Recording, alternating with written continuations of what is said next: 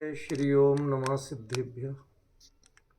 एष सुरासुरमणि सिंध वंदितं धोदगादिकं ममलं प्रणमामि वर्धमानं तीर्थं धम्मस्कातारं शेषे पुण्यतीर्थैरे ससौवसिद्धे विशुद्धस्वभावे समणे अणानदंसं चरित तव वीर्यायारे ते सौवे समगम पतेगमेव पतेगं वन्दामि अवट्टन्ते अर्हन्ते मानुषे खेते किच्चा अरिहन्ताळं सिद्धाळं तरणमो गणहराळं अज्जावैवगाळं साहूलं चैव सौवेसिं तेसिं विशुद्धदंसं प्राणपहाणासमं समासेज्य उपसंपयामि सम्मं जतो निर्वाण संपत्ति। प्रवचन सार परमागम ज्ञान तत्व प्रज्ञापन महाधिकार गाथा 57 पृष्ठ 103।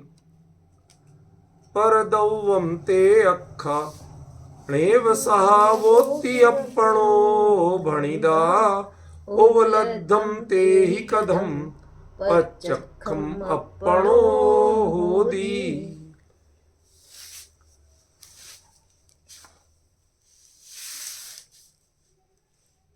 ते अक्खा परदव्वम वो इंद्रियां परद्रव्य हैं। फिर से ते आ जाएगा, यद्यपि लिखा नहीं है।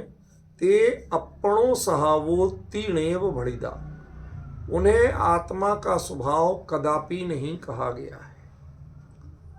ते ही उपलब्धम, उनके द्वारा जो मूर्तिक पदार्थ की उपलब्धि होती है वह अपणों पच्चक्खम कथम होदी, वह आत्मा का प्रत्यक्ष कैसे हो सकता है।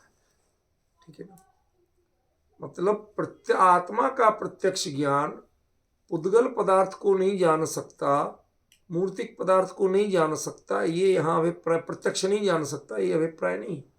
वो जान तो सकता है, लेकिन इंद्रियों के द्वारा जो उपलब्ध हो रहा है वो आत्मा के लिए प्रत्यक्ष नहीं हो सकता। जब आई किसी दूसरे के माध्यम से है, आत्मा ने डायरेक्ट जाना ही नहीं है, तो वह आत्मा का प्रत्यक्ष नहीं कहा जा सकता। ये इसका सीधा सीधा अभिप्राय है। अब अपनी जो चर्चा चलना है, कल अपनी विस्तार से चर्चा चली थी ते अक्खा परदव्वो, ये तो पूरा क्लियर हो गया था। आज मुख्य चर्चा का विषय है अपणो सहावोत्तीणेव भणिदा। जो दूसरी पंक्ति लिखी हुई है इसमें अलग अलग निशान लगे हुए हैं। अपणो सहावो, आत्मा का स्वभाव, ती ऐसा णेव भणिदा, भगवान ने नहीं कहा। मतलब कुंदकुंदाचार्य देव ने भगवान के समोशरण में जिज्ञासा व्यक्त की थी कि भाई भगवान, जो ये छद्मस्त अवस्था में जीव इंद्रियों के द्वारा पदार्थ का ज्ञान करता है, तो वह आत्मा का स्वभाव जो जिन इंद्रियों के द्वारा करता है वो तो भाव इंद्री, वो आत्मा का स्वभाव है या नहीं। ज्ञान तो आत्मा का स्वभाव है, तो वो फंक्शन तो ज्ञान का ही है, तो वो आत्मा का स्वभाव है कि नहीं। ये बहुत महत्वपूर्ण प्रश्न है। अभी आपको सामान्य लग रहा है, पर प्रश्न में इसमें गहराई बहुत है। क्या कहना चाहते हैं आचार्य देव, थोड़ा ध्यान दो तो समझ में आएगा।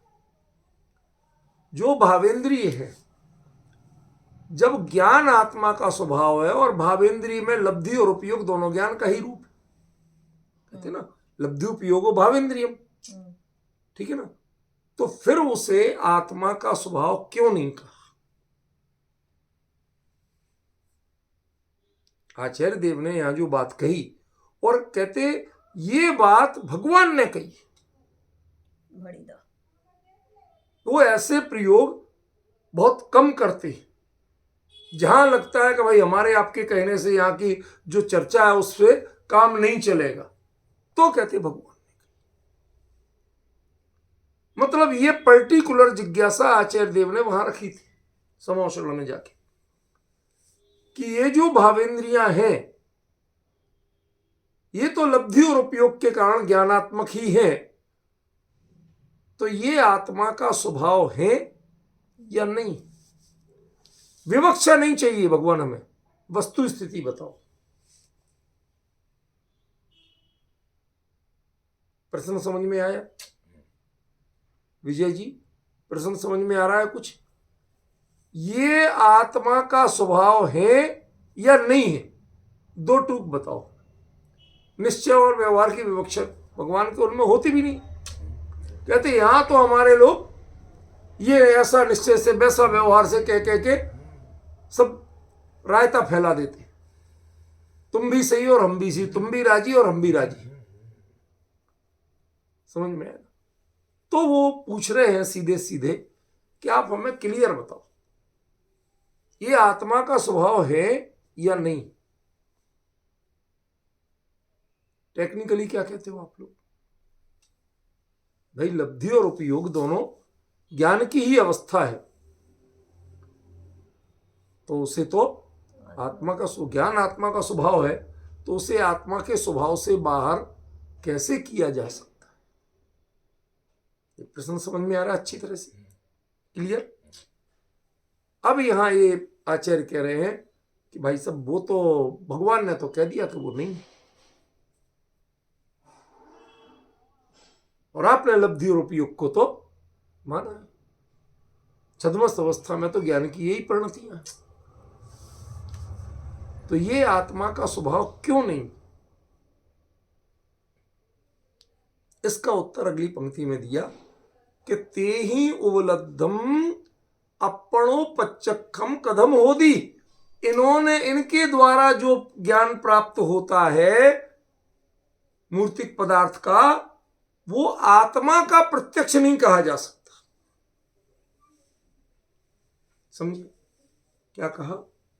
इनके द्वारा जो ज्ञान प्राप्त होता है वह आत्मा का प्रत्यक्ष नहीं कहा जा सकता। थोड़ा गंभीरता से प्रश्न को ध्यान देना। मतलब भगवान ये कहते हैं कि जो आत्मा का प्रत्यक्ष नहीं है वो आत्मा का स्वभाव नहीं।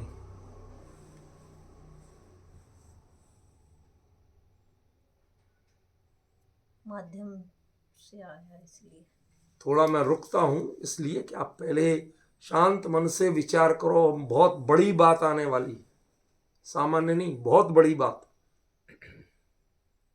केवल्य के अलावा अन्य कोई आत्मा का स्वभाव ही नहीं।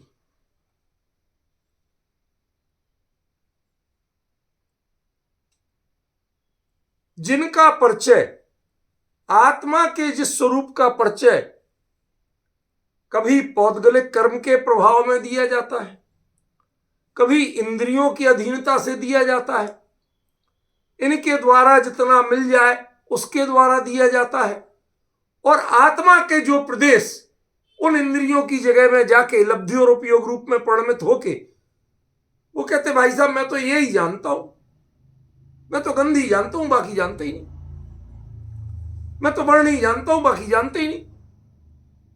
समझ गया ना?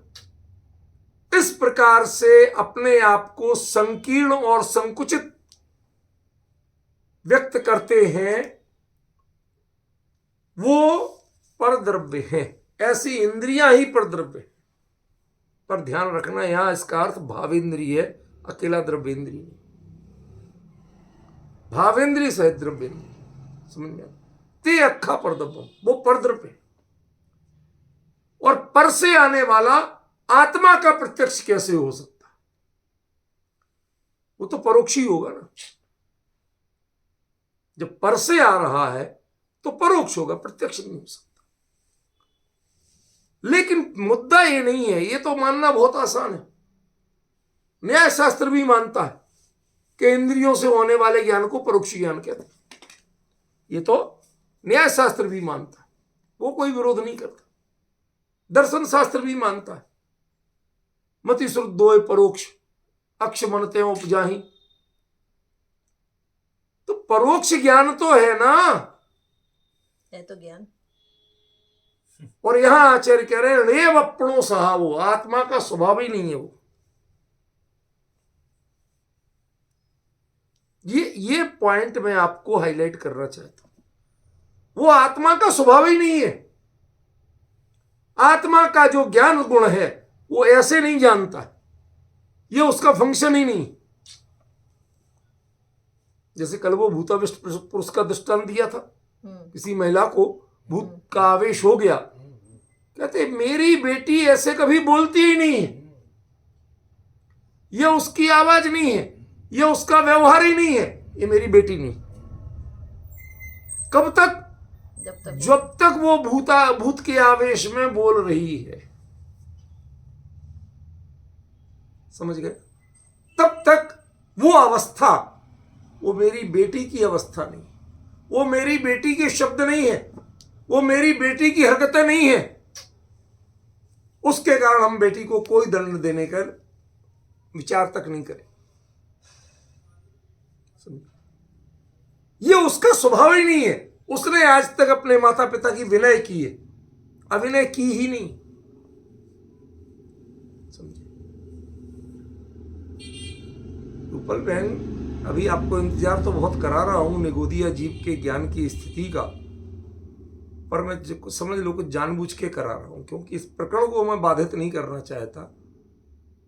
अनादिकाल से ये जीव किसी इंद्रिय से नहीं जानता था। निगोद अवस्था में इंद्रियां थी इसकी? थी नहीं, शरीर ही नहीं था, अशरीरी था वो तो। उसका अपना कोई शरीर नहीं था, उसे शरीर नामकर्म का कोई परिणाम नहीं मिलता था, किसी किसी में रह रहा। जैसे हमारे पवन जी, अभी इनका यहाँ दिल्ली में कोई घर ही नहीं, ये कहते भैया मैं तो किराए पे रह रहा हूं, मेरा थोड़ी। समझिए, ऐसी निगोद अवस्था में वो तो कहीं भी क्षण क्षण खड़ा हो लेता है। किसी ने कहा अरे यहां क्यों खड़े हो, पुलिस वाले ने दूसरे पेड़ के नीचे खड़ा हो गया, उधर का उधर खड़े हो गए, हमें क्या फर्क पड़ रहा, है ही नहीं मेरा घर, कोई देह उसकी नहीं है। समझ रहे? तो इंद्रियों से ज्ञान कैसे होगा उसको?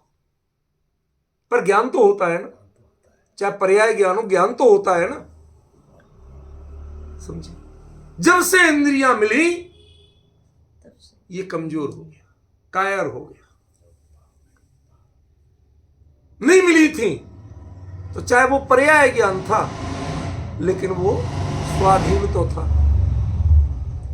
पराधीन नहीं था।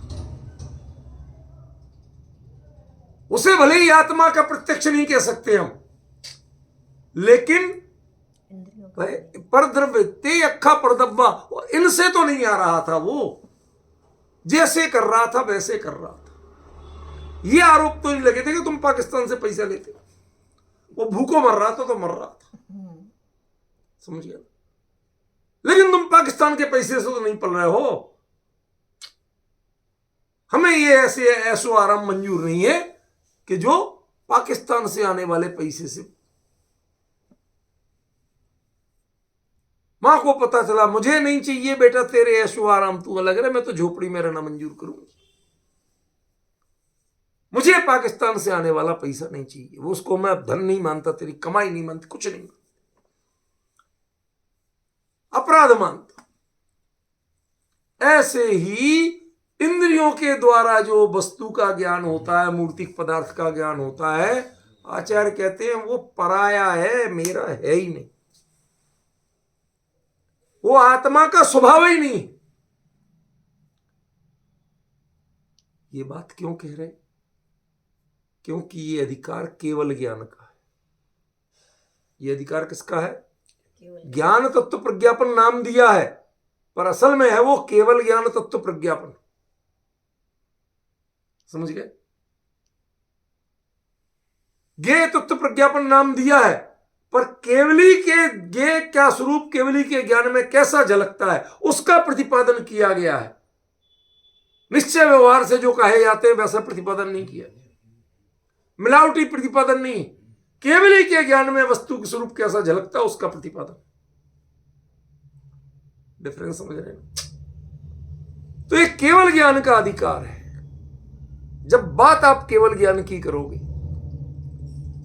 बात आप प्रत्यक्ष ज्ञान की करोगे, तो कहते ये जो है असल में तो ज्ञान का फंक्शन प्रत्यक्ष ही होता, वो परोक्ष होते ही नहीं। इसलिए जो इंद्रियों के द्वारा आता है, जो भावेंद्री के रूप में अपने को समेटता है, संकुचित करता है, वो आत्मा का स्वभाव ही नहीं है। जो अपने आप को कर्म के उदय में परिभाषित करता है कि ज्ञान आवरण के क्षयोपशम हो जाएगा तो कुछ जान लेंगे, भैया मेरा क्षयोपशम इतना है, आपका ज्यादा है, आप ज्यादा अर्थ निकाल लेते हो, हम तो भाई साहब इतना नहीं समझ पाते। स्वभाव तो अनंत ज्ञान का है। ज्ञान ने कब तुम्हें बंधन लगाया? तुम ज्ञान आवरण के दबाव में आते हो। ये सोच, ये क्या ज्ञान की सोच? तुम्हारे ज्ञान का एक परिणमन कभी भी अशुद्ध प्रकट नहीं हुआ। ध्यान रखना, श्रद्धा और चरित्र के परिणमन शुद्ध प्रकट होते हैं। ज्ञान में मिथ्या ज्ञान तो सम्यक दर्शन न होने के, मिथ्या दर्शन के कारण ज्ञान मिथ्या ज्ञान, वो तो बदनाम होता है फोकट में, वो कभी विकृत नहीं, वो कभी मिथ्या नहीं। समझिए? तो जो ज्ञान मिथ्या ही नहीं हुआ, उसके लिए प्रत्यक्ष होने के लिए किसी की जरूरत क्यों पड़ती है?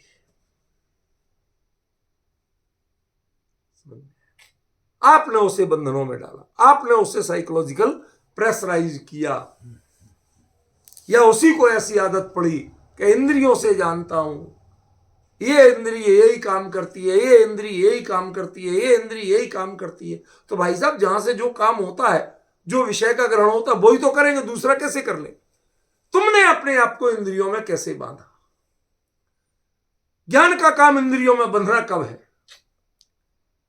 पराधीनता इंद्रियों की है कि ज्ञान की है?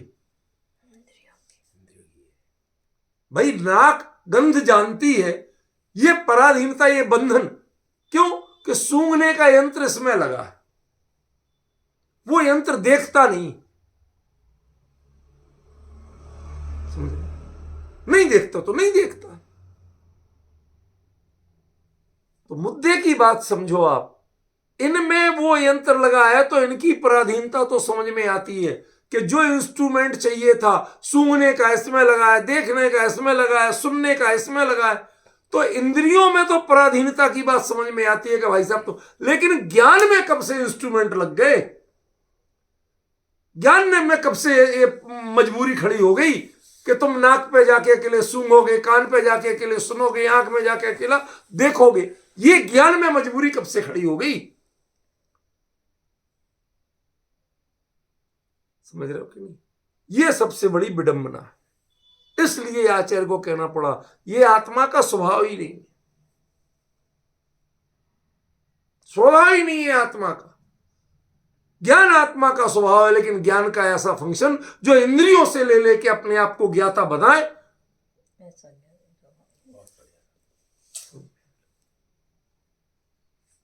इसके लिए एक दृष्टांत दिया बड़ा सुंदर। दोहा पाउड़ नाम का एक ग्रंथ है, मुनि राम सिंह नाम के आचार्य के द्वारा लिखा हुआ। मुनिराज थे, उन्होंने उसको कहा कि जब ये जीव इंद्रियों की गुलामी करता है तो ऐसे लगता है सिद्धे भिक्ख भमंती, सिद्ध भगवान भीख मांगते घूम रहे हो। कल्पना करिए कितनी बड़ी बात कह दी, सिद्धे भिक्ख भमंती, सिद्ध भगवान भीख मांगते घूम रहे हो। ये सिद्ध का स्वरूप है, कल्पना की जा सकती है। अरे वो तो मुनि भी नहीं है कि वो आहारचर्या के लिए निकल रहे। आहारचर्या और भिक्षा दोनों में बहुत बड़ा अंतर है। मुनिराज आहारचर्या के लिए निकलते हैं, उसको भिक्षा नहीं कहा जाता। अन्य मतियों में कहते हैं साहब हम भीख मांगते हैं, उसे वो तप मानते हैं कि साहब देख लो हमने अपना मान गलाया। जी नहीं, हमारे यहां मान गलाते हैं, लेकिन जिन धर्म के मान की रक्षा करते उसका सम्मान नहीं घटाते हैं। ऐसे चलते हैं कि लोग जैनों का और जिन धर्म का सम्मान करना सीखे। पेट में भूख लगी है तो क्या हुआ, जब तक ससम्मान नहीं मिलेगा, विधि पूर्वक नहीं मिलेगा, नहीं लेंगे हम, मांग के नहीं खाएंगे हम। समझिए जरा, जिस धर्म की ये गरिमा मुनि धर्म में हो, उस धर्म में सिद्ध साधना की सर्वोत्कृष्ट स्थिति सिद्ध अवस्था, और वो भीख मांग रही। ज्ञान परिपूर्ण स्वभाव जो कभी विकृत नहीं हुआ, और वो इंद्रियों से भीख मांग रहा। भाई साहब, आंख तुम कुछ दिखा दो वर्ण को, नाक तुम कुछ गंध को सुखा दो, सुंघा दो, कान तुम कुछ शब्दों को बता दो, सुनवा दो हमें। ये भीख मांगने की वृत्ति ये ज्ञान की कब से हो गई? अन्य मतियों में कुछ सिद्ध साधक कहलाते हैं, छोटी मोटी सिद्धि मिल जाए ना तो कोई भी नारा लगाएंगे, बच्चा दे, सिद्ध बाबा तेरे दरवाजे आए हैं। हमारे यहां नहीं होता है, हमारे यहां कोई सिद्ध किसी के दरवाजे नहीं जाते भीख मांगने। समझ रहे? जहां सांसारिक अपेक्षाएं, पराधीनता की अपेक्षाएं खत्म हो जाती हैं, उस अवस्था का नाम सिद्ध अवस्था है, और उसी अवस्था का नाम ज्ञान है। एक अकेला ज्ञान है जो संसार अवस्था में भी किसी के दबाव में नहीं आता, कभी अशुद्ध नहीं होता। तुम भीख कैसे मांग सकते हो? तुम भीख कैसे मांग सकते हो?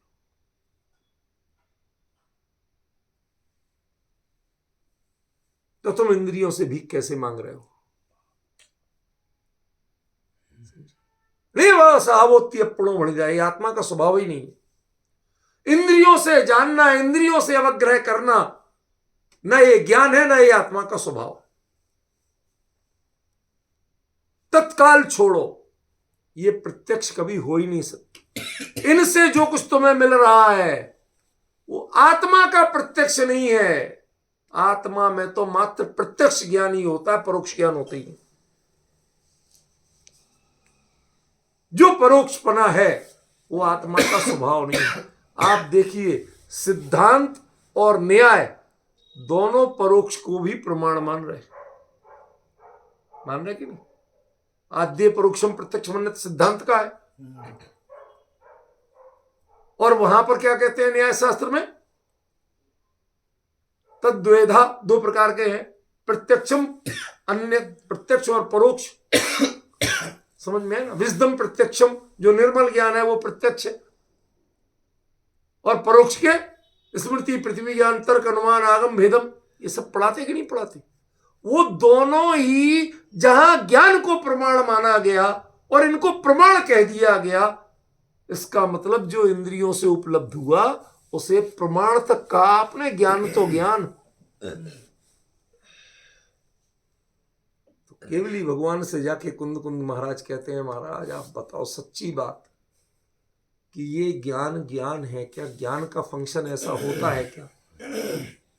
ज्ञान इंद्रियों से भीख मांगता है क्या? और यदि ऐसा जो कर रहा है वो ज्ञान है क्या? जैन शासन में उसे ज्ञान कहा गया क्या? उन्होंने कहा जैन शासन में परोक्ष नाम का कोई ज्ञान नहीं।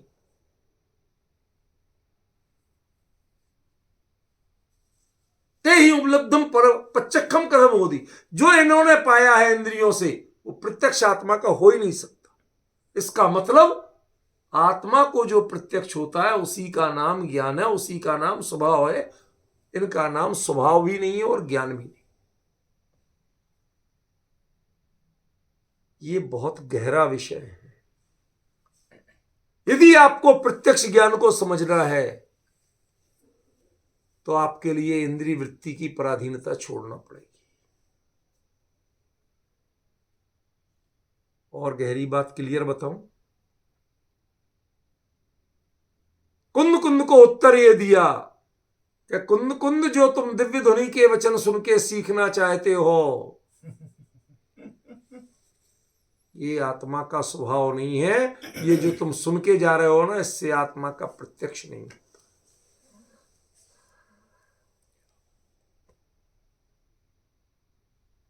जब इंद्रियों की मदद के बिना जो ग्रहण करोगे वहां प्रत्यक्ष की शुरुआत होगी, और वो उसको हम आत्मा का स्वभाव, माने परोक्ष को आत्मा का स्वभाव तक नहीं माना, ज्ञान का फंक्शन नहीं माना, और ना ही प्रमाण माना। ये कथन अकेला प्रवचन सार में।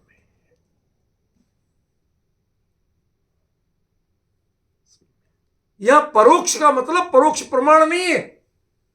ध्यान देना, शब्द क्या बोल रहा हूं विजय जी।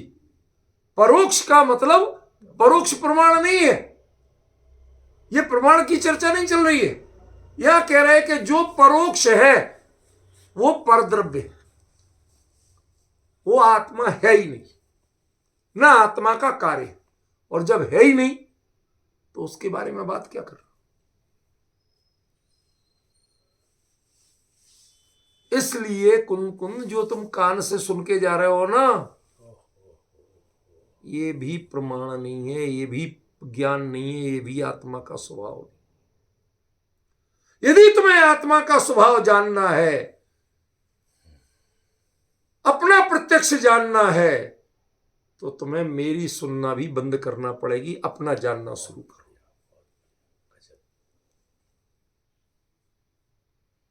आज तक सारे प्रमाण आप कैसे मानते हो?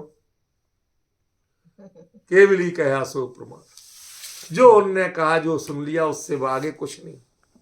यहां केवली कह रहे हैं कि मेरी सुनोगे तो तुम्हें प्रत्यक्ष नहीं होगा, कान से सुनोगे तुम्हें प्रत्यक्ष नहीं होगा। जो तुम मेरी कान से सुन के जाते हो वाणी, वो प्रत्यक्ष नहीं है, वो आत्मा का स्वभाव नहीं है।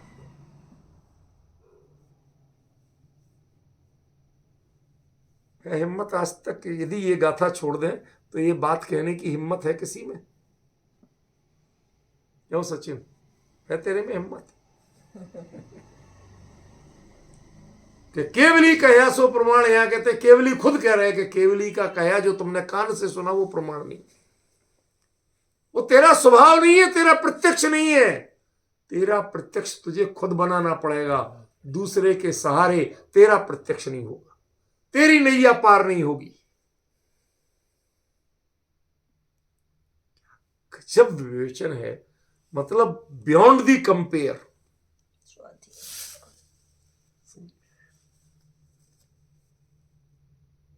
कुंद कुंद लिख रहे हैं कि हमें भगवान ने ऐसा कहा, ये तेरा स्वभाव नहीं है, ये आत्मा का स्वभाव नहीं।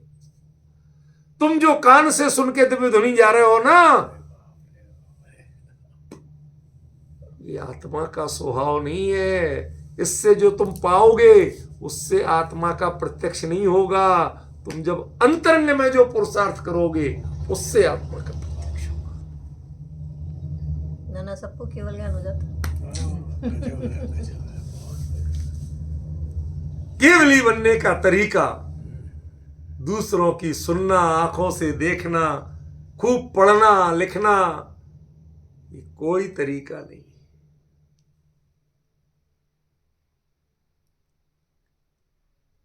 नहीं तो यदि क्षोभ समझ के बढ़ोतरी से केवली पना होता हो तो फिर तुष्मासम घोषंतों वालों के लिए तो केवली बनना ही नहीं चाहिए था। जबकि वो साफ लिखते हैं केवल लड़ानी फोड़ो जाओ।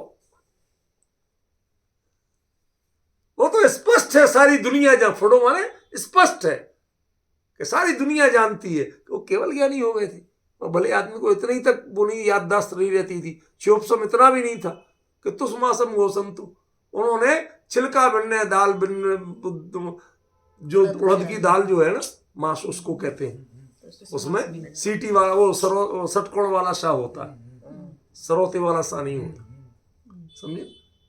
छिलका भिन्न है और दाल उड़द भिन्न है।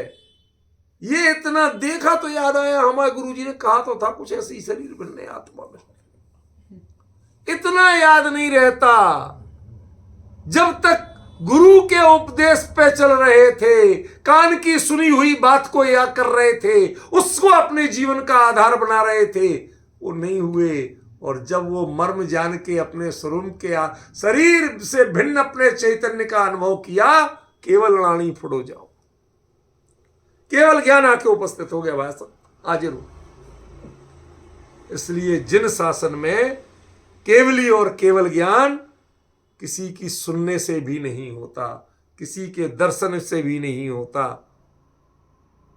ये कहने का साहस सिर्फ कुंद कुंद ने प्रवचन सार में किया। जितनी गहरी ये बात है, इसका व्याख्यान इसके अनुसार किसी ने किया ही नहीं। अनुभव की कला है बस। समझ गया? सारी केवली बनने की पूरी कला दे दी इसमें। ये तेरा स्वभाव ही नहीं है। जब तक ऐसे कर रहा है कि मैं नाक से सूंघता हूं, गंध का ज्ञान करता हूं, कान से शब्द का ज्ञान करता हूं, आंख से रूप का ज्ञान करता हूं, खत्म। कहते ये तुमने बिल्कुल, ये ज्ञान का स्वभाव ही नहीं है, ये ज्ञान का फंक्शन नहीं है, ये तो कोई और बोल रहा है। कोई और बोल रहा है। वो अकबर की एक सही घटना है, लिखी हुई है कि वो एक बार शाही सवारी हाथी पे बैठ के जा रहा था चांदनी चौक में, तो कोई बेवड़ा भी मिल गया। तो वो कहता, ओए गधा बेचेगा क्या? तो अब हमारा छोड़ो, ये इसको क्या होश है। अगले दिन उन्होंने दरबार में बुलाया उसे, जब उतर चुकी थी। बोले भाई मेरा एक हाथी फालतू है, खरीदोगे क्या? कल तुम कह रहे थे रास्ते में। कहते वो तो कोई और कह रहा था, वो बोतल बोल रही थी, मैं नहीं बोल रहा था। कि बोतल भी बोलती है। कहते हमारा, मुझे तो अपनी हैसियत पता है कि मैं तो असल का गधा नहीं खरीद सकता हूं, हाथी तो क्या खरीदूं। वो कोई और बोल रहा था, मैं नहीं बोल रहा था, बोतल बोल रही थी। ऐसे ही जो ये बोलते हैं वो कर्म बोलता है, वो आत्मा का ज्ञान नहीं बोलता कि मैं आंख से देखता हूं। रूप का ज्ञान आंख से होता है, कर्म बोलते हैं, कर्माधीन वृत्ति बोलती है, इंद्रियाधीन वृत्ति बोलती है। उसे आप भले ही भावेंद्री कहते हो, लेकिन केवली के ज्ञान में तो वो ज्ञान का कार्य है ही नहीं। इंद्रियों की पराधीनता में जीना ये ज्ञान का स्वरूप नहीं है। केवली के ज्ञान कोई नए नहीं है, इसमें कोई निक्षेप नहीं है, स्ट्रेट फॉरवर्ड वस्तु का स्वरूप है। यदि ये नहीं समझे तो आप ज्ञान को कभी समझ नहीं पाओगे। ज्ञान तत्व उसका प्रज्ञापन कर रहे हैं आचार्य देव। ज्ञान तत्व है क्या? जिसने कभी किसी की पराधीनता को स्वीकार नहीं किया, जो कभी परोक्ष हुए ही नहीं, उसका नाम ज्ञान है। जो परोक्ष हो जाए उसका नाम ज्ञान ही नहीं। मैं एक सही घटना बताता हूं। मैंने पढ़ी एक नाटक के रूप में कि जो बूंदी रियासत है ना, वहां की बात है कि वहां पर बूंदी है, कहाँ की थी मुझे एकदम कन्फर्म नहीं, तो वो जो राजमाता थी वो नहा रही थी। तो राजा रानी तो टाइम तो लगेगा। तो जो बेटा था वो भूख से रो रहा। अब दासी को, जो दाई थी, उसे डर लगा कि कहीं राजकुमार रो रहे, राजा साहब ने सुन लिया, कहीं मुझे गला नहीं कटवा दे। तो डर के मारे उसे कुछ नहीं सूझा, तो उसने अपना दूध पिला दिया। उसका भी बच्चा था छोटा, तो उसने अपना दूध पिला दिया। अब चुप हुआ तो रानी सुन तो रही थी अंदर, पर वो स्नान घर में थी तो वहां से कैसे निकल आती एकदम। तो वो थोड़ी देर बाद निकली। उसने कि चुप कैसे हो गया? ये तो रो रहा था, चुप कैसे हुआ? तूने कुछ किया? बताना पड़ा डर के मारे। तो वो कहते हैं कि उसके गले में उंगली डाल के बच्चे के उसे उल्टी करा दिया सारा दूध। लेकिन कहते हैं वो ये कल्पना है, इन सबको मैं मानता नहीं हूं, पर एक प्रतीक दृष्टांत मात्र है। कहते 2-4 बूंद रह गया हो तो वो कब प्रतिफलित हुआ कि किसी दूसरे राजा ने उस राज्य पर आक्रमण किया। ये सज धज के युद्ध क्षेत्र में तो गया, लेकिन वहां यूं तलवार चल रही है, ढालों में चिंगारियां निकल रही हैं, टकरा रहे हैं, खून की नदियां बह रही हैं। देख के घबरा गया, घबरा के आके सेनापति जी, तुम लड़ो, मैं अभी आता हूं, मेरा पेट खराब है। और पहुंच गया। राजमाता ने कहा, तू युद्ध में जीते बिना कैसे आ गया? शत्रु राजा का सिर कहां है? वो दुबक के बैठ गया अपने कमरे में। तबीयत ठीक नहीं, मेरे सिर में दर्द हो रहा बहुत। तो उसकी जो पत्नियां थी उनको कहा कि तुम औषधि पीसो जिसका लेप माथे पे किया जाए। यही नाटक में पूरा लिखा हुआ है, शायद भवानी प्रसाद मिश्र या किसी ऐसे का नाटक है, उसमें दिया हुआ। तो वो रानियां जो पीसने लगी औषधि सिर पे लेप करने के लिए, तो वो कंगन पहने थी। तो कंगन की हाथ चलाए तो छन छन छन छन आवाज हुई। तो राजमाता बोली, अरे दुष्टाओ, यही तलवार से ढाल टकराने की आवाज से डरकर तो वो यहां आया है मां के पल्लू में। यहां भी तुम ये आवाज करोगी तो कहां जाएगा मेरा बेटा?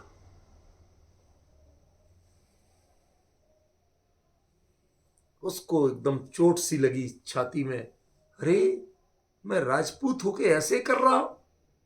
तुरंत उसने अपने वेश बदला, वापस युद्ध के वेश में आया और कहा, माता मुझे आशीर्वाद दो, मैं जा रहा हूं। युद्ध जीत के आ गया। बाद आने के बाद कहा कि मां ऐसा क्यों हुआ था? कहते, वो मेरा दूध नहीं था बेटा, वो असर उस दो चार बूंद दूध का था जिसने तुझे कायर और कमजोर बनाया। छत्राणी का दूध कभी युद्ध क्षेत्र से विमुख नहीं कर सकता। कवि की कल्पना देखी। ऐसे ही आत्मा का जो ज्ञान स्वभाव है, वो इंद्रियों की गुलामी कभी स्वीकार नहीं कर सकता है। जिसने इंद्रियों की गुलामी स्वीकार की, रेव साहब होती है पड़ो बड़ीदा, वो आत्मा का स्वभाव हो ही नहीं सकता।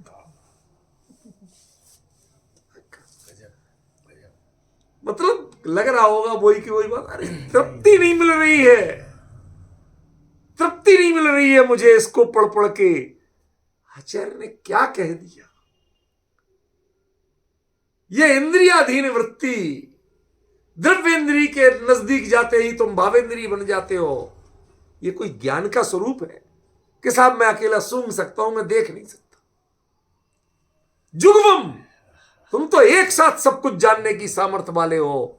तुम्हें इंद्रियों के माध्यम से यहां से सूंघो, यहां से देखो, यहां से सुनो, यहां से चखो, ये तुम्हें पराधीनता आई कहां से? ये दीनता तुम्हारी वृत्ति में दिखी कैसे? ये तुम्हारा स्वभाव। जैसे क्षत्रियों का स्वभाव युद्ध से पीठ दिखाना नहीं है, ऐसे ही ज्ञान का स्वभाव इंद्रियों की अधीनता स्वीकार करना नहीं। ये कर रहे हैं, ये अपराध है। सीधा जात से बाहर, जात बाहर कर दिया। तुम आत्मा का स्वभाव हो ही नहीं। अरे कुछ तो जाना, थोड़ी बहुत तो कृपा कर दो, कुछ तो जाना ही है उसने। कहते थे परदव्वम, उसने पराया माल लिया कैसे, इंद्रियों से लिया कैसे? साफ मना कर देना चाहिए था, मैं इंद्रियों से तुमसे कुछ नहीं ले सकता। मैं लूंगा तो अपने स्वभाव, जितना जानूंगा वो अपने स्वभाव से जानूंगा। जो मेरे में झलकेगा उस गेय को जानूंगा। मैं तुमसे उधार लेके क्यों जानूंगा?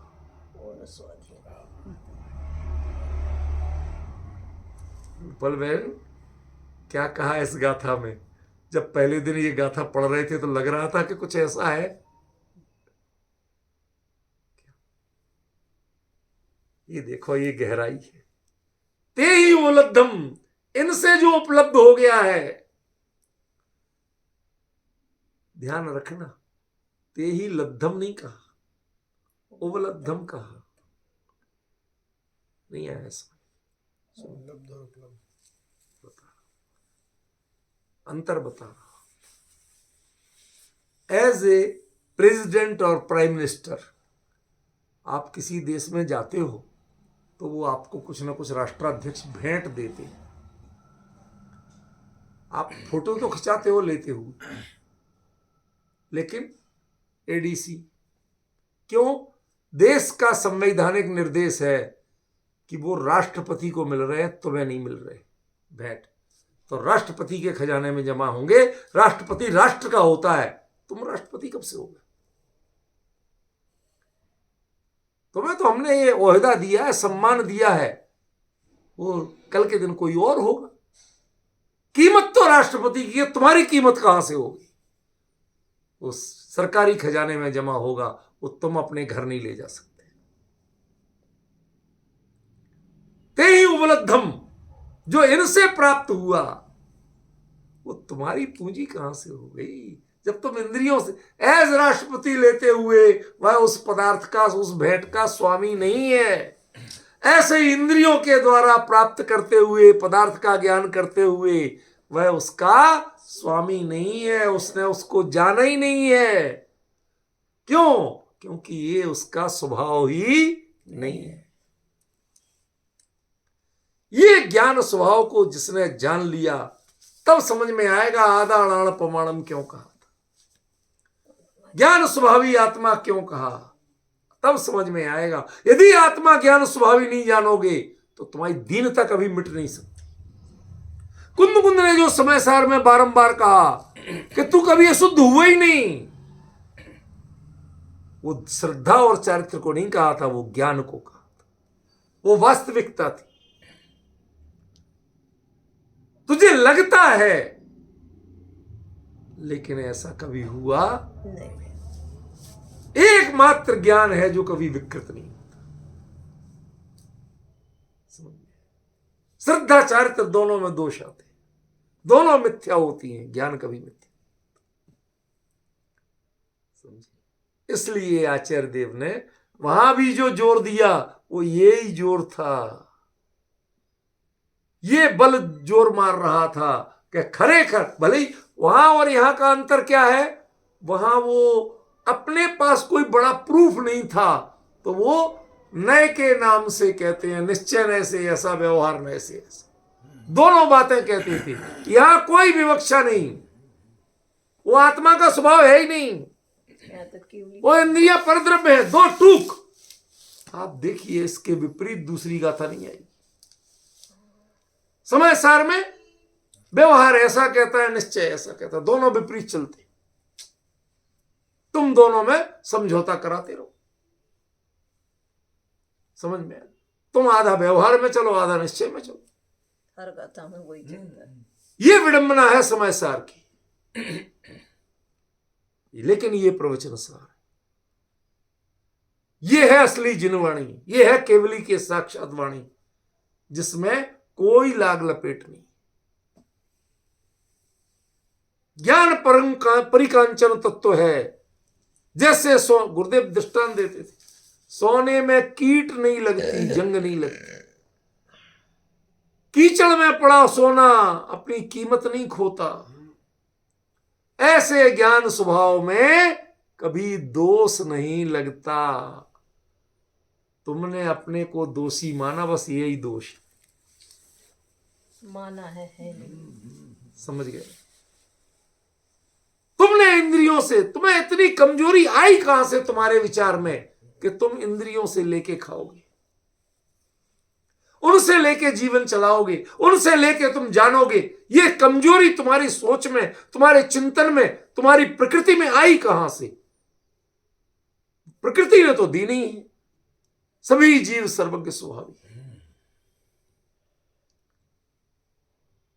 और साथ में जान लेना कि वो अपनों पच्चखम कदम होदी। इसका मतलब आचार्य ये कह रहे हैं कि जो आत्म प्रत्यक्ष ज्ञान है वो ही ज्ञान है, बाकी कोई ज्ञान ज्ञानी नहीं। परोक्ष नाम का कोई प्रमाण नहीं होता, उसे ज्ञान ही नहीं, उसे आत्मा का स्वभाव ही नहीं मान रहे। ये दृढ़ता यदि आप में है, ये हिम्मत यदि आप में है तो ठीक, और नहीं है तो इस गाथा से ले लो। जो लोग कल्पना करते, आजकल आशंका करते, हमारी नई पीढ़ी पूछती, उनको उत्तर दे रहा हूं। वो पूछती है भाई साहब विदेश क्षेत्र कुछ है भी क्या? वहां मतलब भगवान सच्ची मुच्ची में है? ऐसा हो सकता है कि हम तो अंतरिक्ष में सारे कितने ग्रह कहां कहां वाइजर को भेज के क्या क्या देख लिया, उसमें आज तक किसी टेलीस्कोप में विदेश क्षेत्र नहीं दिखा हमें आज तक। तुम्हारी दृष्टि जहां है वही तो है। तुम्हें तो आज तक बरमूडा त्रिकोण के अंदर भी कुछ नहीं दिखा, वहां तुम्हारी बुद्धि गायब हो जाती, तुम नहीं देख पाते, तुम्हारे यंत्र वहां काम नहीं करते, इसका मतलब वस्तु नहीं है। ये तुमने कैसे कहा? ये प्रमाण है। जो चीज, जो चर्चा भरत क्षेत्र में उपलब्ध नहीं थी, जो तथ्य भरत क्षेत्र में उपलब्ध नहीं थे, वो चर्चा कुंद कुंद ने प्रवचन सार में दी है, वो साक्ष्य दिए हैं। इतनी भणिदा ऐसा भगवान ने कहा, बिल्कुल मैंने खुद सुना है।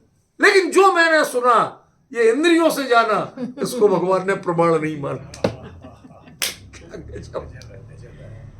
यहां आके तो दम भर रहे हैं कि बिल्कुल मैंने, भगवान ने कहा, मैंने सुना, लेकिन साथ में ये भी बता रहे, कह रहे भाई साहब ये कोई प्रमाण नहीं। असली प्रमाण तो मात्र प्रत्यक्ष होता है। क्या गजब हुआ। ये चर्चा प्रमाणित करती है कि विदेश क्षेत्र भी है, विहरमान बीज तीर्थंकर भी हैं, सिमंदर परमात्मा भी हैं, और कुंद कुंद ने उनके दर्शन करके ये तत्व ज्ञान पाया भी था। क्योंकि ये भरत क्षेत्र में बात नहीं थी, भरत क्षेत्र में कहीं नहीं लिखा। यहां तो सिद्धांत में भी परोक्ष ज्ञान को प्रमाण तक कह दिया, और न्याय में भी कह दिया। जैन सिद्धांत और जैन न्याय दोनों परोक्ष को, इंद्रिय वृत्ति को प्रमाण मानते हैं। लेकिन कुंद कुंद साफ कहते हैं प्रवचन सार में कि ये प्रमाण ही नहीं है, ये तो स्वभाव, आत्मा का स्वभाव ही नहीं है, ज्ञान ही नहीं है। ले जाओ उसे।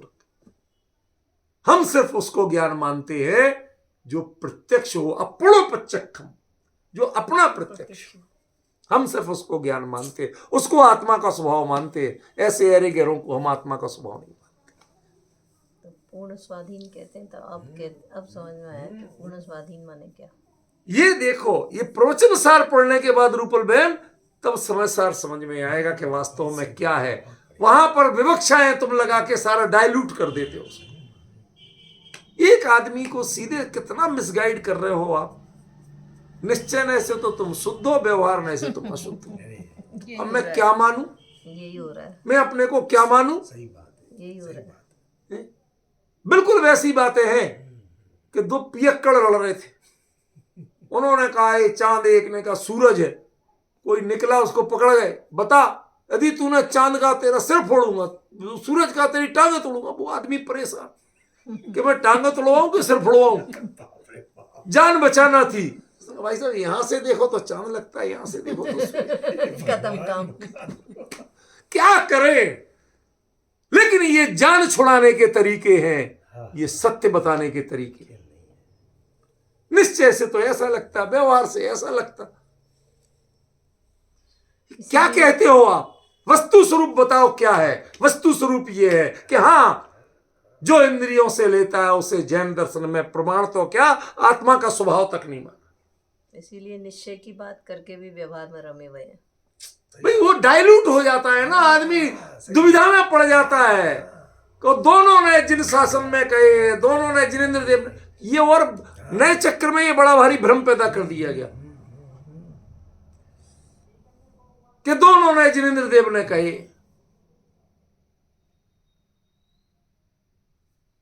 तोडरमल जी ने मुक्षमा प्रसंग में इस बात को लिखा है, तथा जिन शासन में दोनों ने कहे हैं, सो दोनों में से किसी का आश्रय छोड़ा जाता नहीं। ताते भ्रम सहित दोनों का साधन करने की कोशिश करता है। इनको अभ्याभासी मिथ्या दृष्टि जान। ये तुम्हें भ्रम है कि जिन शासन में नए, के जिन शासन में तो नए होते ही नहीं। ये नए के पंडितों ने इतना जाल फैलाया, हम तुम्हें नए पढ़ाएंगे। नए काहे का नए पढ़ाओगे? सत्य पढ़ाओ। हमारे जीवन का समय बहुत कम है, सही बात है। सत्य पढ़ाओ हमारे लिए। सत्य ये है। इंद्रिय वृत्ति वाला ज्ञान वो आत्मा का स्वभाव नहीं है। जो अपने आप को इंद्रियों के अनुसार विषय को ग्रहण करने वाला कमजोर कायर समझता है, वो आत्मा का स्वभाव नहीं। जो ये कहता है मैं नाक से सूंघता हूं, अरे गाल से भी सूंघो, हाथ से भी सूंघो, तुम्हें दम है तो। आत्मा का जो वो सारे में युग्मम पूरा जितना आत्मा का एक एक प्रदेश युगपत सबका ग्रहण कर सकता है, ज्ञान का स्वभाव तो वो है। तुम ठौर ठिकाने पे ही कुछ कुछ जानते हो, ये ज्ञान का स्वभाव नहीं। इतना दम से जो बात बोली गई है उसका नाम है, ये दम है केवली का। साक्षात हम सुन के आए हैं, साक्षात जान के आए हैं। ये जो बल है ना, ती भणिदा, ये ती पे देखो 2 डंडी लगी, ती ऐसा ही। मतलब ये नहीं है कहा तो था कुछ कुछ, किसी विवक्षा, कोई विवक्षा नहीं। केवली के साथ कभी विवक्षा नहीं लगती, केवली में कभी नए नहीं लगता है। आप डाइल्यूट करने की कोशिश मत करो, जो है वो है। भगवान 2 तरह की बातें नहीं करते। ये 2 तरह की बातें कर करके तुमने सारा कबाड़ा किया हुआ है, समझ गया ना। निश्चय से ऐसा है, व्यवहार से ऐसा है, सारा कुछ कबाड़ा किया। ये 2 टूक बात है कि भगवान ने यही कहा कि वो आत्मा का स्वभाव नहीं है। भावेंद्र रूप परिणत ज्ञान हो भले ही, पर वो आत्मा का स्वभाव नहीं, वो ज्ञान का स्वभाव नहीं है। ज्ञान ऐसे जानते ही नहीं है। ये तुमने अपने साइकोलॉजिकल अपने आप को ऐसा धीरे धीरे धीरे धीरे करके मान लिया। ध्यान रखना, सुनो, सच बताता हूं रूपल बहन, कभी भूतों की कहानियां पढ़ पढ़ के सो तो रात को भूत ही दिखते हैं। नहीं, भूत दिखते नहीं, ऐसा लगता है कोई छाती पे चढ़ा बैठा है। अब आपके हाथ में हाथ खराब नहीं हुए, लेकिन आप उंगली भी नहीं हिला पाते, ऐसे ही पड़े रह जाते हो जड़। तो आपके हाथ पांव खराब हैं? नहीं। ये हिलते हैं कि नहीं? हिलते हैं। कि वो सब सही है? ये जो तुम्हारे अंदर दिमाग में जो दबाव बैठा है ना, उसने इसको निष्क्रिय किया है। तेरे हाथ पांव बिल्कुल सही सलामत है। ये तुम्हें जो पढ़ाया गया बार बार के इंद्रियों से जानते हो, इंद्रियों से जानते हो, अरे इंद्रिय ज्ञान ज्ञान नहीं है, ये कहने की जरूरत क्यों पड़ी? इंद्रिय ज्ञान ज्ञान नहीं है। अरे इंद्रियों से ज्ञान होता कब है? ज्ञान ने इंद्रियों से उधार लिया कब आज तक? ये निषेध करने की जरूरत क्यों पड़ी? जिन शासन कहता है ऐसा कुछ होता ही नहीं है, वो आत्मा का स्वभाव ही नहीं है। खत्म, निपटारा करो आज, रोज रोज का झंझट खत्म। ये निश्चय व्यवहार ने नाक में दम मचा रखी है। आज 2 टूक निर्णय करते हैं कि हाँ, ये भावेंद्री भी आत्मा का स्वभाव नहीं है। क्यों? क्योंकि इनसे जो उपलब्ध होता है वो आत्मा को प्रत्यक्ष नहीं होता। आत्मा में झांको तो नहीं मिलता है वो। ये सबसे बड़ी विडंबना। केवली कहते हैं हम तो अपने में झांकते हैं, लोकालोक दिखता है। लेकिन जब हम इंद्रियों से जो चीज लेते हैं उसको अपने में झांकते हैं तो वो कहीं दिखाई नहीं देती। मुझे प्रत्यक्ष नहीं, मुझ में प्रत्यक्ष नहीं होती वो चीज, तो हम उसे ज्ञान नहीं मानते। क्या कहा लास्ट की ये चीज जरा ध्यान से सुन लो, अभी 5 मिनट है अपने पास। क्या? इंद्रियों से चीज पाई, मिल गई, जैसे नींद में खजाना मिल गया। अब जाना बैंक में, भाई साहब पासबुक में एंट्री करो। रात को सपने में आया था 10 करोड़ रुपए की लॉटरी निकली है, बैंक में अकाउंट में जमा हो गया। कहते भाई साहब एंट्री भी सपने में ही करा ले, जागते में तो नहीं होगी, जागते में नहीं मिलने वाला तुम्हें। जब जमा सपने में करा है तो मिलेगा भी सपने में ही। तुमने आज तक नयों से आत्मा को जाना है तो नयों के अकाउंट में ही मिलेगा, आत्मा के स्वभाव में नहीं मिलेगा। आत्मा के स्वभाव में तो 2 टूक बात मिलेगी कि वो आत्मा जब तुम अपने में झांको तो इंद्रियों से प्राप्त हुआ जो पदार्थ है, पदार्थ का स्वरूप है, वो अपने में कहीं नहीं मिलता, इसलिए वो ज्ञान ज्ञान ही नहीं है, वो आत्मा का स्वभाव नहीं है, वो आत्मा में आ ही नहीं है, वो तुमने जाना ही नहीं। और बोलो, जो अवग्रह से प्राप्त होता है वो तुमने जाना ही नहीं। अब समझ में आया? एक दिन पूरा अवग्रह पे बोल के आपको एक एक चीज उसकी बताई थी, इसलिए बताई थी ताकि आपको विश्वास हो कि वास्तव में ऐसा ही है। पूरे सिद्धांत ग्रंथ भी यही बात कहते हैं, पर इस भाषा में नहीं कहते हैं। यहां कह दिया कि वो आत्मा का स्वभाव ही नहीं, जबकि वहां कहीं हमारे सब व्यवहार में से तो आत्मा जानता ही है, घटपटादि परद्रव्यों को जानता ही है, इंद्रियों के द्वारा जानता ही है।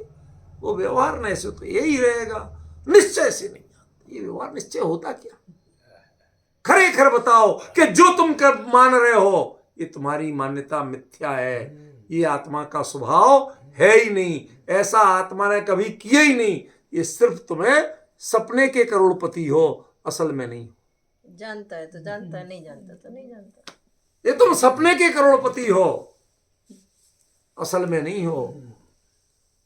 ये इंद्रियों से प्राप्त हुआ, हमने इसको जाना उसको जाना, ये तुम सपने देख रहे हो, ये भ्रम की स्थिति है, ये वास्तविकता नहीं है।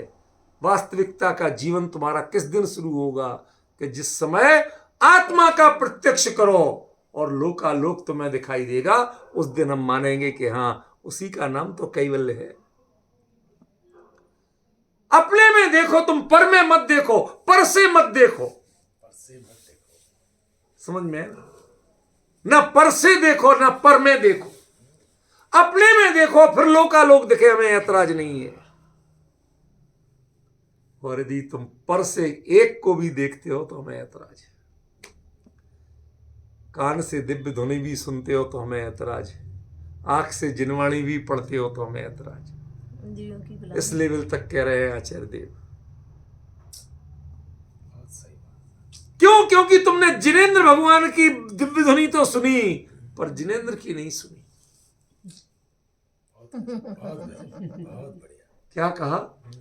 वाणी तो सुन ली कानों से, लेकिन जिनेंद्र की नहीं सुनी। उस वाणी में कहा क्या था कि ये तेरा स्वभाव नहीं है,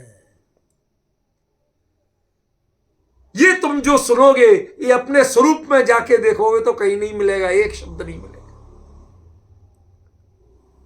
जो आंखों से समोषण ये दिव्य रूप देखा, ये अपने स्वरूप में जाके देखोगे तो कहीं नहीं मिलेगा। और जिस समय अपने को प्रत्यक्ष करोगे, सारे समोषण अतीत काल से लेके भविष्य काल तक के सारे यहां प्रत्यक्ष मिलेंगे। ये है जैन दर्शन, ये है ज्ञान का स्वरूप। इसको ज्ञान कहते हैं, इसको आत्मा का स्वभाव। अब आया समझ में क्या कह रहे हैं Acharya Dev? Keep enjoy it. समय हो गया, अब इसकी आनंद में झूलिए। इतनी बड़ी बात पाई आपने, अब आगे की चर्चा अगली गाथा की चलेगी। कल तो भक्तांबर जी का चलेगा और उसके बाद सोमवार से फिर अगली गाथा चलेगी, इसकी चर्चा है।